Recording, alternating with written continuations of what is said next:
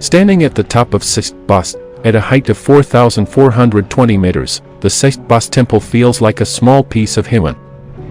It's a simple, peaceful place, surrounded by the mighty Himalayas. The temple is small but powerful, with prayer flags fluttering in the cold wind, carrying prayers to the gods. This is a place where you feel close to nature and the divine.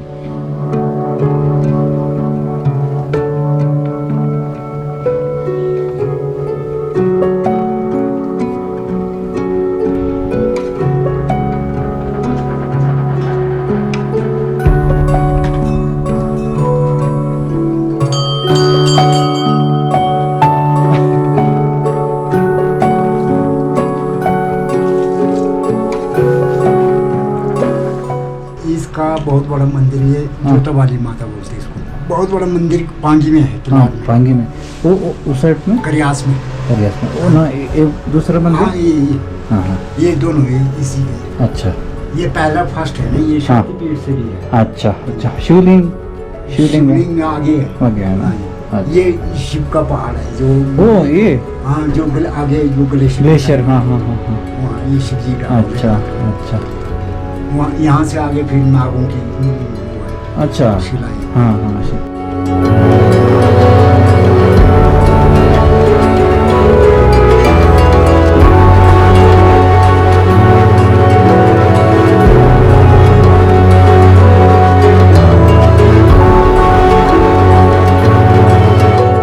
Right in front of the temple, there's a massive mountain that seems to touch the sky.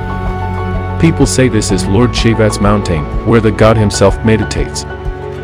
If you look closely, the shape of the mountain looks like a giant serpent's hood. Locals believe it's Adi Shesha, the thousand-headed snake who serves Lord Vishnu. The way the rocks and snow are shaped, it really does look like a serpent lying there, guarding the pass.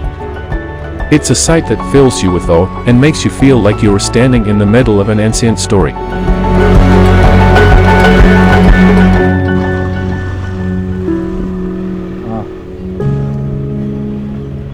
The Sach temple isn't just a place, it's an experience. It's where you feel small in front of nature's greatness, but also connected to something much bigger than yourself. Standing here, with the serpent-shaped mountain watching over you, you can't help but feel the presence of something sacred. It's a moment you'll carry in your heart forever.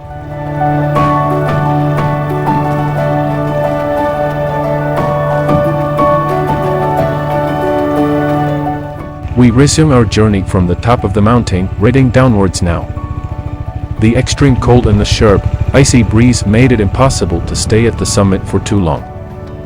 Our fingers were so numb that we could barely fold them. And the chilly wind hit our faces with such force that it felt like tiny needles breaking our skin. Even though we wanted to spend more time soaking in the breathtaking views and the spiritual energy of the Sach temple, the weather had other plans. The cold was relentless, reminding us that nature always has the final say in these high-altitude places.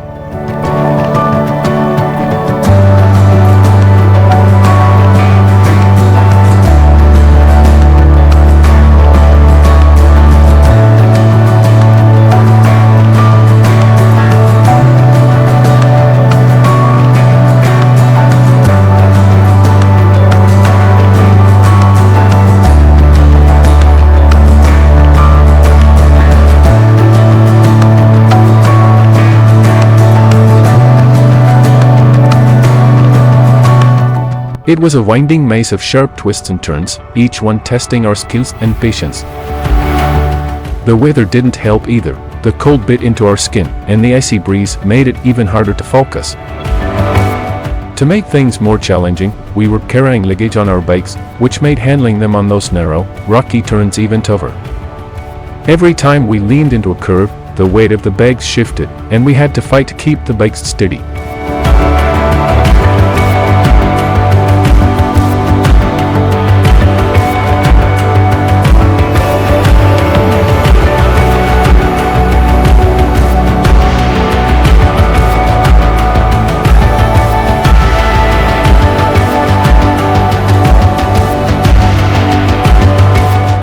The excitement of the ride made us forget all the hardships. The cold, the rocky road, the heavy luggage. None of it mattered because we were living in the moment, embracing every bit of the challenge. Every twist in the road brought a new view, a new adventure, and a new story to tell. It was tough, yes, but it was also incredibly rewarding. We laughed, we struggled, and we enjoyed every single moment, knowing that this was what made the journey unforgettable. The mountains, the road, and the challenges, they all came together to create an experience that was as beautiful as it was demanding.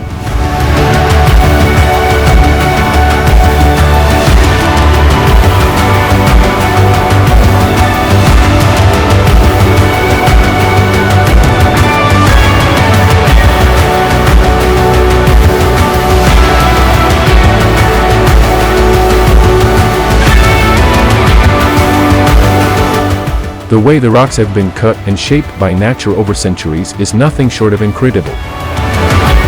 It's as if the mountains themselves are works of art, carefully crafted by the hands of time.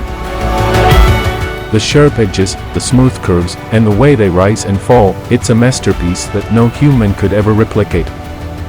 Every turn revealed a new perspective, a new story written in stone, and I couldn't help but marvel at the sheer beauty and craftsmanship of nature.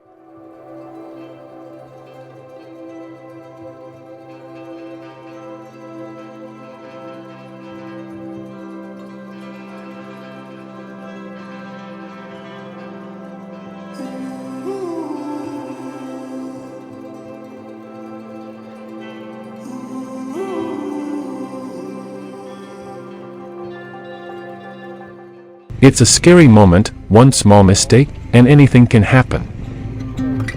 The road has no barriers or safety walls. If you are riding on the right side and lose control, you could fall, and that's it. The drop is so steep, and the height so terrifying that survival seems impossible unless some miracle happens. Every turn feels like a gamble, and the thought of what could go wrong is always at the back of your mind. It's a constant reminder of how fragile life can be in such a rugged and unforgiving terrain.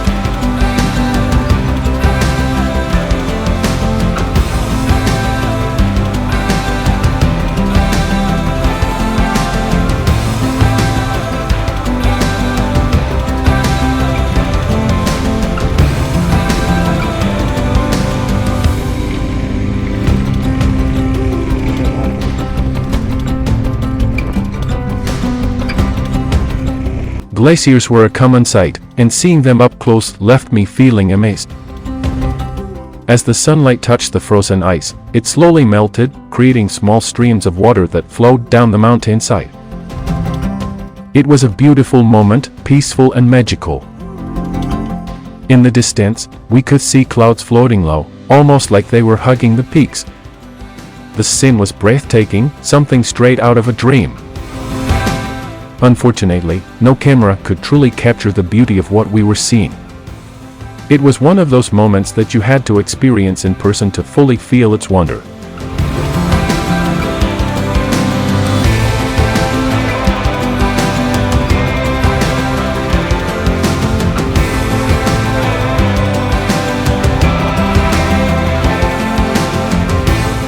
If you think buses cannot travel on this route, then you are mistaken.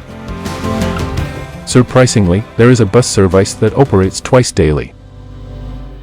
The bus from Chamba to Killar via Sach bus usually leaves early in the morning, around 5 to 6 o'clock. Similarly, if you are traveling from Pangi Valley to Chamba, you need to catch the early morning bus, which departs around 7 o'clock. After that, there are no more buses for the day, so make sure you plan accordingly and don't miss the timing. It's a unique and adventurous journey, but you have to be prepared and punctual.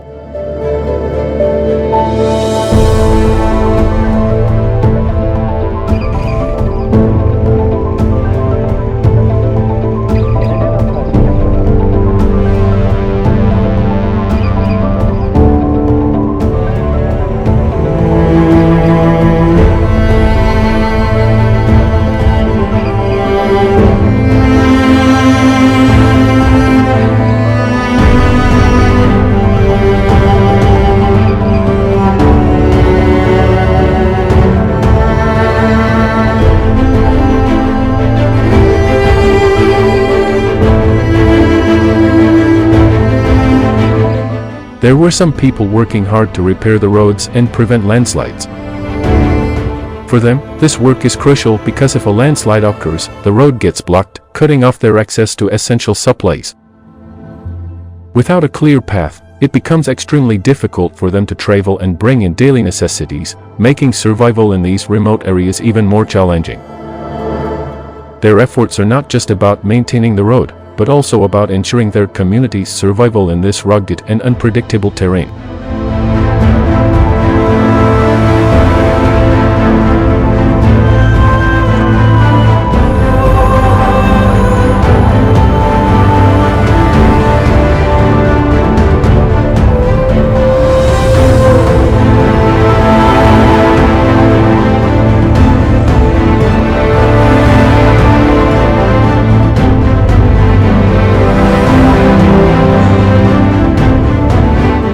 I was literally stuck on the road, which was completely covered with scattered rocks.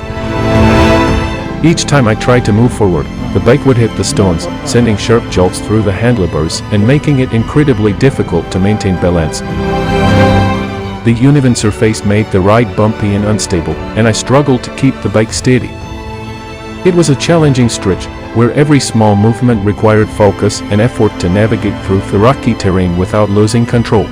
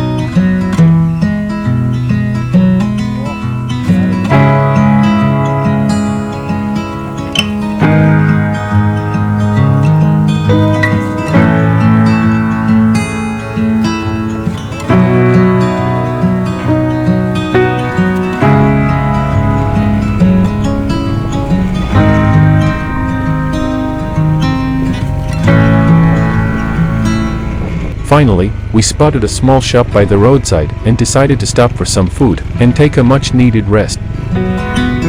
After hours of navigating through the challenging terrain, it felt like a relief to find a place where we could refuel and relax for a while. We parked our bikes, stretched our tired muscles, and enjoyed a simple meal, soaking in the moment of calm before continuing our journey.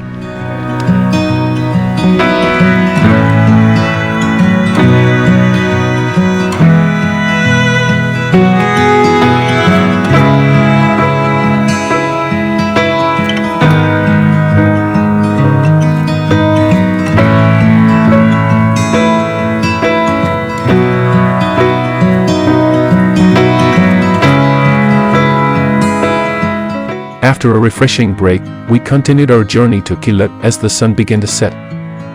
The rough roads slowed us down, and the fading light added to our worries about timing. Despite the challenges, the scenic beauty kept us going. I hope you enjoyed this episode. Stay tuned for more exciting adventures in the next one. Don't forget to subscribe for updates and join us on the thrilling journeys ahead.